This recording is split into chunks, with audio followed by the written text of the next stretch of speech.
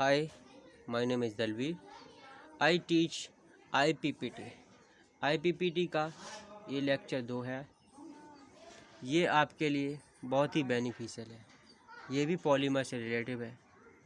आपको polymer topic most important इसलिए है, यहाँ से कई क्वेश्चंस बनेंगे यहाँ से, क्योंकि इस पे पूरा यूनिट है। IPPT की फुल फॉर्म तो आप जानते होंगे, introduction of paint and polymer. तो पेंट के बारे में ज़्यादा से ज़्यादा जानना, पॉलीमर के बारे में ज़्यादा जानना। तो इसमें फर्स्ट क्वेश्चन आपको क्या कह रहा है, देखिए। नाउ फर्स्ट क्वेश्चन, स्टायरीन को बनाने के लिए स्टार्टिंग मटेरियल कौन सा होता है। जब आप स्टायरीन बनाएंगे तो वहाँ पर कुछ मटेरियल आपस में रिएक्शन करते होंगे। स्टायरीन एक प्रकार का पॉलीमर है, तो इसको जब बनाते हैं तो एक 2-4 मटेरियल आपस में मिलते होंगे। तो उस मटेरियल, स्टार्टिंग मटेरियल का नाम क्या है? तो उसका नाम होता है आपका इथाइन। क्या होता है? इथाइन। इथाइन का formula CH triple bond CH, ये होता है इथाइन का। जब EN होता है तो CH2 double bond CH2। Ethane CH3 single bond CH3। समझ में आ गया होगा। अगर हम स्टायरीन को बनाने की बात करते हैं तो स्टार्टिंग मटेरियल एथाइन बनता है। Ethyne CH3 triple bond CH। ठीक है। नाउ सेकंड क्वेश्चन की बात करते हैं। जो पॉलीविनाइल क्लोराइड है, PVC जिसे बोलते हैं, इसका प्रयोग किया जाता है। Option A, manufacture of non stick pans. आपने देखा होगा कि भाई ये नॉन स्टिक कढ़ाई है तो उसको बनाने में प्रयोग किया जाता है क्या? मैन्युफैक्चर ऑफ टायर, जो आपके टायर होते हैं उसमें बनाने में प्रयोग किया जाता है। मैन्युफैक्चर ऑफ कॉस्मेटिक्स, जो आपकी कॉस्मेटिक्स बनती हैं लेडीज़ों की, उसमें बनाने में प्रयोग किया जाता है इसको क्या? या मैन्युफैक्चर ऑफ प्लास्टिक पाइप्स। जैसे आप लोगों ने सुना होगा कि भाई मैं आज समर सेल लगवा रहा हूँ तो उसमें PVC के पाइप की ज़रूरत पड़ेगी, सुना होगा। तो एक प्रकार से PVC एक पॉलीमर होता है। इसका प्रयोग हम प्लास्टिक पाइप्स को बनाने में करते हैं। किसको बनाने में करते हैं? प्लास्टिक पाइप्स को बनाने में प्रयोग करते हैं। तो manufacture of plastic pipes, PVC का प्रयोग मैन्युफैक्चर ऑफ प्लास्टिक पाइप को बनाने में, प्लास्टिक के जो पाइप होते हैं उनको बनाने में प्रयोग करते हैं। आपने देखा होगा बहुत सारी कंपनी के पाइप आते हैं, अपोलो या तमाम बहुत सारी कंपनी का आता है। हमने देखा होगा उस पर PVC लिखा होता है, पॉलीविनाइल क्लोराइड। ठीक है, ये एक प्रकार का पॉलीमर है। नाउ क्वेश्चन नंबर 3 देखते हैं। निम्न में से कौन सा फाइबर्स पॉलीएमाइड से बनाया जाता है? किससे बनाया जाता है? तीसरा क्वेश्चन में कह रहा है निम्न में से कौन सा फाइबर्स पॉलीएमाइड से बनाया जाता है?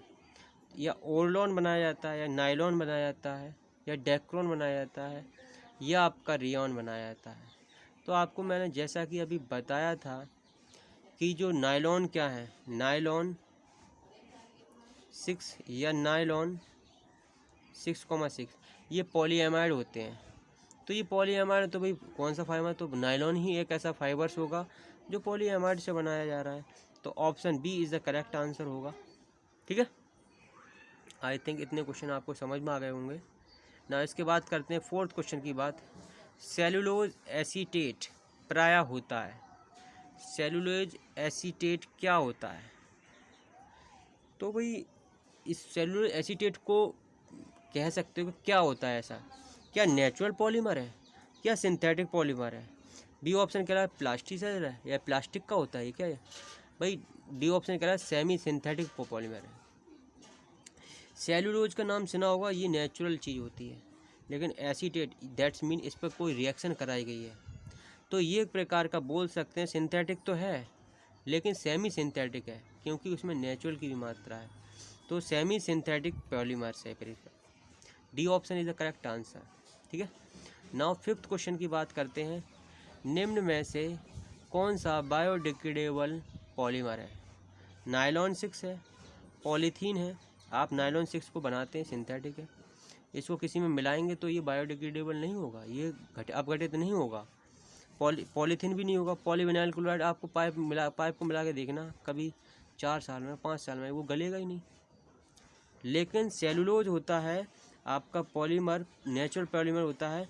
इसको आप किसी भी मिट्टी वगैरह में मिलाएंगे तो बायोडिग्रेडेबल होगा, वो हानिकारक नहीं होता है। तो ये पॉलीमर है सेलुलोज, जो बायोडिग्रेडेबल है। तो option C is the correct answer. ठीक है, नाउ 6 क्वेश्चन की बात करते हैं। नेचुरल पॉलीमर को किस प्रकार का पॉलीमर है? नेचुरल रबर है वो किस प्रकार का पॉलीमर है? इसको कैसे प्रिपेयर किया जाता है? मतलब जो पौधों में बनता है, तो ये प्रकार का ये एडिशन पॉलीमर है। कैसा पॉलीमर है? एडिशन। ये थोड़ा थोड़ा करके जुड़ता रहता है, तो ये नेचुरल पॉलीमर एक प्रकार का एडिशन पॉलीमर है। Option A is the correct answer. ठीक है, नाउ 7th क्वेश्चन की बात करते हैं। निम्न में से पूर्णतया मतलब कम्प्लीटली यानी फुल्ली फ्लोरिनेटेड पॉलीमर है। फ्लोरिनेटेड एक पॉलीमर्स होता है, वो कौन सा पॉलीमर होता है जो फ्लोरिनेटेड होता है? ठीक है, वो आपका पॉलीमर होता है टेफ्लॉन। टेफ्लॉन होता है, आपने नाम सुना होगा टेफ्लॉन का, जो नॉन स्टिक कढ़ाई वगैरह बनाते हैं उसमें प्रयोग किया जाता है। तो टेफ्लॉन होता है वो फुल्ली फ्लोरिनेटेड पॉलीमर होता है। कैसा होता है? फ्लोरिनेटेड पॉलीमर होता है। Now thank you. और इसके बाद 8th क्वेश्चन की बात करते हैं। 8th क्वेश्चन पर आते हैं। 8th क्वेश्चन में कह रहा है थर्मोप्लास्टिक प्राय होते हैं। थर्मोप्लास्टिक किस टाइप के होते हैं? भाई लीनियर पॉलीमर भी होते हैं, बेसिकली वैसे लीनियर पॉलीमर्स होते हैं जो आपके थर्मोप्लास्टिक होते हैं। एक होता है, आपने देखा होगा, थर्मोसेटिंग। ये प्लास्टिक का क्लासिफिकेशन होता है।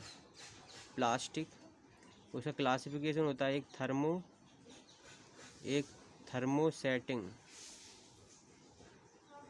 Thermosetting plastic. दो टाइप के होते हैं। तो इसने बोला कि थर्मोसेटिंग, ये क्या होते हैं? थर्मोप्लास्टिक वो प्लास्टिक होते हैं जिन्हें गर्म करते हैं तो वो आसानी के साथ पिघल जाते हैं। ठीक है, और ये हार्ड नहीं होते। तो ये प्रकार से ये कैसे हैं? लीनियर पॉलीमर है। लेकिन अगर आप थर्मोसेटिंग की बात करेंगे, थर्मोसेटिंग को एक बार गर्म करेंगे तो थोड़ा मुलायम होंगे, लेकिन जब हाई टेम्परेचर पर गर्म करते हैं तो वो इतने कड़क हो जाते हैं। वो जैसे बेकिलाइट का नाम सुना होगा, वो एक प्रकार थर्मोसेटिंग प्लास्टिक है। आपने देखा होगा जैसे कुकर वगैरह के जो प्लग होते हैं, जो हैंडल वगैरह होते हैं, उन्हें पकड़ते हैं तो बेकिलाइट के बने हुए होते हैं। तो उनको देखा होगा कभी भी आप कि वो आग पर रखते हैं तो गलते नहीं हैं। ये थर्मोसेटिंग प्लास्टिक होती है। ठीक है, तो थर्मोप्लास्टिक में लीनियर पॉलीमर होता है। ठीक है, लीनियर पॉलीमर होता है थर्मोप्लास्टिक। ना 9th क्वेश्चन की बात करते हैं। निम्न में से कौन सा कंडेंसेशन पॉलीमर का एग्जाम्पल होता है? ऐसा इस निम्न क्वेश्चन जो के ऑप्शंस हैं, नायलॉन है, बेकिलाइट है, यूरिया फॉर्मेल्डिहाइड रेजिन है, और या ऑल ऑफ दीज। तो यहाँ पर देख रहे हैं नायलॉन है, ये भी कंडेंसेशन बनता है, कंडेंसेशन पॉलीमर है। बेकिलाइट भी कंडेंसेशन पॉलीमर है, यूरिया फॉर्मेल्डिहाइड भी है। ऑल ऑफ दीज, सारे ऑप्शन करेक्ट हैं, तो सारे ऑप्शन हैं, तो डी ऑप्शन होगा वो करेक्ट होगा। ये कंडेंसेशन पॉलीमर का एग्जाम्पल्स हैं। ठीक है, नाउ 10वां क्वेश्चन ये कह रहा है कि निम्न में से कौन सा लीनियर पॉलीमर है? लीनियर पॉलीमर अभी मैंने बात की थी। लीनियर पॉलीमर वो पॉलीमर होते हैं जो बहुत ही आसानी के साथ जिनमें क्या होती है? लीनियरिटी रहती है, एक रेखा के रूप में पाए जाएंगे जो सारे जुड़ेंगे, तो that called a linear polymer. तो लीनियर पॉलीमर में नायलॉन में क्या है? ब्रांच्ड होती हैं। लो डेंसिटी पॉलीथीन में भी होती हैं, बेकिलाइट में भी होती हैं। जबकि मेलामाइन फॉर्मेल्डिहाइड पॉलीमर है, मेलामाइन फॉर्मेल्डिहाइड पॉलीमर है, ये लीनियर पॉलीमर होता है। डी ऑप्शन है करेक्ट आंसर। 11वां क्वेश्चन देखिए। सेल्यूलोज का कंप्लीट हाइड्रोलाइसिस करने पर क्या प्राप्त होता है? सेल्यूलोज का नाम सुना होगा, जो आपके पेड़ पौधों में पाई जाती है। अगर इसको हाइड्रोलाइसिस करेंगे, पूरी तरह से पानी के साथ में रिएक्शन कराएंगे, वाटर, तो आपका क्या प्राप्त होगा? तो आपका बेसिकली आप देखेंगे डी ग्लूकोज प्राप्त होगा, डी ग्लूकोज, क्योंकि ये सेलुलोज होता है, जैसे सेलुलोज होता है ये पेड़ पौधों में बेसिकली पाया जाता है। तो ये एक प्रकार का पॉलीमर है। अब इसका हाइड्रोलाइसिस करते हैं तो डी ग्लूकोज प्राप्त होता है। Option C is the correct answer. Now 12th question देखते हैं क्या कह रहा है। निम्न में से सिंथेटिक पॉलीमर है। सिंथेटिक, देखिए सिंथेटिक का मतलब होता है जिसे यानी कि बनाया जाए, आर्टिफिशियल,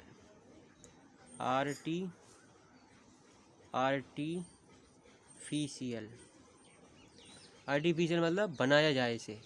ऐसा कौन सा पॉलीमर? रबर है, रबर को भाई, रबर तो एक प्रकार का नेचुरल है, तो ये नहीं है। प्रोटीन, ये भी नेचुरल है, नहीं है पॉलीमर। और सेलुलोज, ये भी पेड़ पौधों में पाया जाता है, ये नेचुरल है। तो ये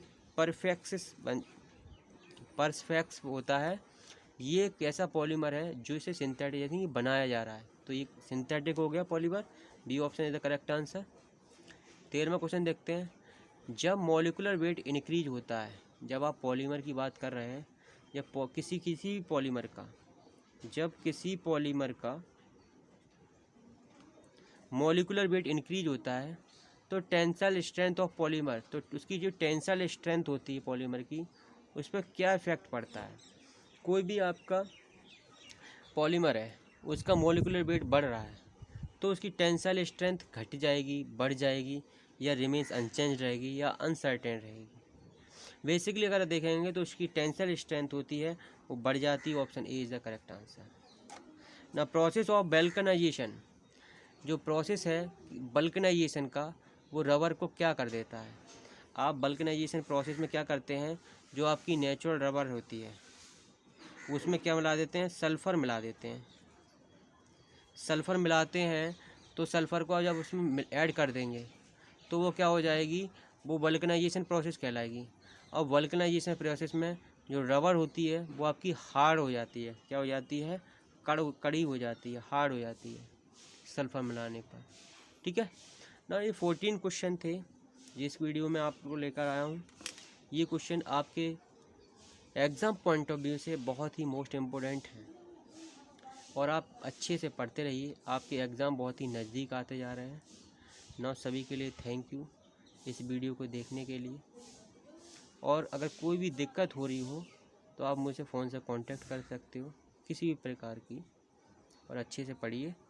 now thanks for watching this video and subscribe the video, ताकि मैं जितनी भी वीडियो आपके लिए बनाऊं वो आपके पास इजी वे में पहुंचे और आपके एग्ज़ाम के लिए अच्छी रहे। थैंक्स।